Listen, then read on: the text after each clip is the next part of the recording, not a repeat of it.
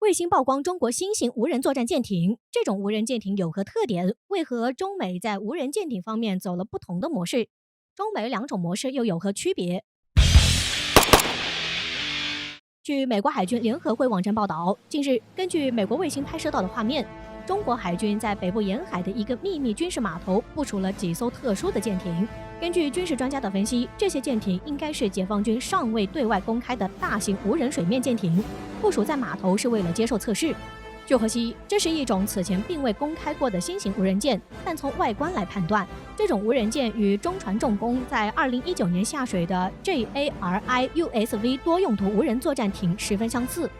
这种无人作战艇长15米，宽4.8米，吃水深度1.8米，排水量约20吨，最高航速达42节，航程500海里。舰首安装有一套30毫米遥控武器发射器，并且舰身可以安装2部4单元导弹垂直发射系统或反潜鱼雷发射管，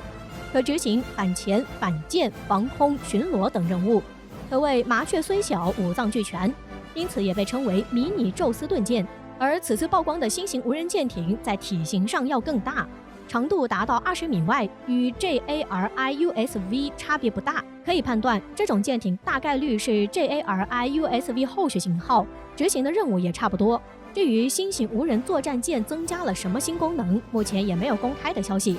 但是不难判断，新型无人舰艇会有更强的作战能力，搭载反舰导弹打航母也不是什么稀奇的事情。甚至有人直言，未来中国海军要派军舰去墨西哥湾自由航行。这样看来，外界的确很关注中国无人舰艇的发展。与此同时，美国也展开了一项无人舰队计划，这使得中美进入到无人舰艇的竞赛中。那么，又如何看待中美两国无人舰艇的发展呢？先说美国这边，在去年的时候，美国国防部高级研究计划局发布了一份名为“海上列车”项目。这个项目的核心便是打造一支无人舰队，用以提高美海军和海军陆战队的无人水面舰艇远征作战能力。根据美军的设想，海上列车将至少有4艘大型无人舰组成编队，这些军舰排水量达到2000吨，长达50米到90米之间。利用其吨位优势，无人舰队能携带多种反舰导弹和对陆攻击导弹，执行独立作战任务。除此之外，还可以用来监视、巡逻、布水雷等任务。依靠远程智能操作，每艘无人舰构成一张巨大的联络网，达到牵一发而动全身的效果，因此得名海上列车。在全程无人工干预下，无人舰编队能航行1.2万公里。之后，每艘无人舰还能独立完成工作，单艘舰续航达到1800公里。据获悉，美国的海上列车项目催生了3体船型设计的海上猎人无人船。至2016年，海上猎人无人船已经开始测试。2018年初，美国海军接收了海上猎人无人船。尽管海上猎人无人船吨位只有140吨重，离美军2000吨的目标还差很远。海上猎人可以视为美军对无人舰队的初次尝试。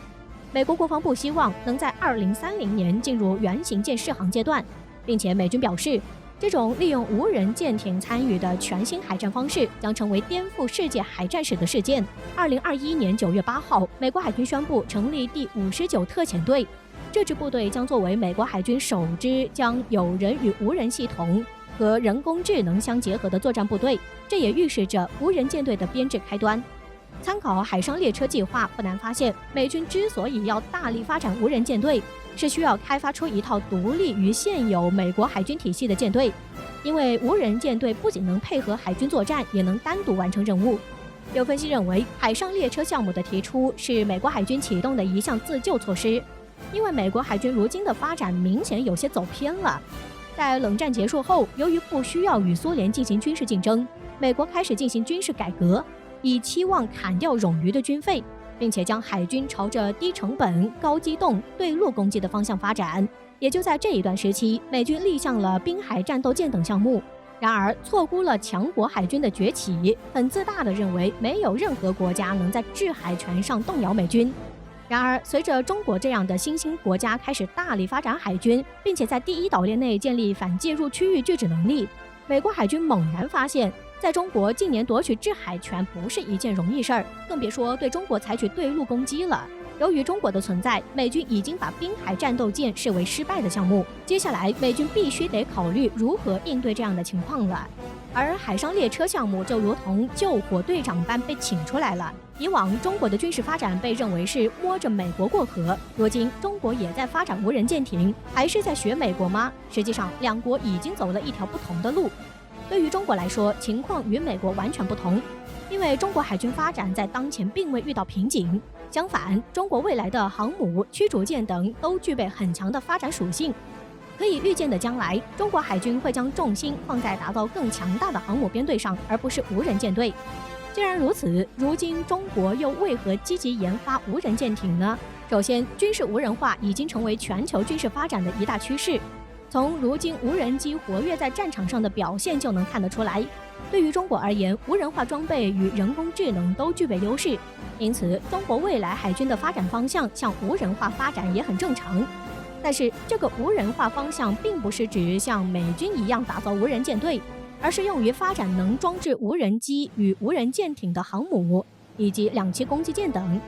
从中国的076型两栖攻击舰项目上就能看出这点。邮轮无人装置的载体，中国海军可以迅速在海洋上形成一支无人化作战队伍，用以辅助主力军执行任务。而单独将这些无人军舰拿出来，同样可以拿出来做一些实事，比如替代022型导弹艇执行近海巡逻，驱赶越境的国外船只，在载体的协助下前往远洋执行任务，比如进入墨西哥湾自由航行等。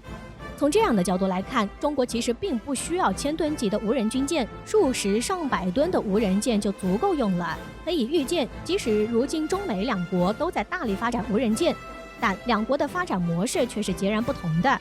当然，前面提到中美海军面临的现状本就不同，如何打造无人化海军都是为了适应本国国情需求，哪个方案更合理，其实并不好评判。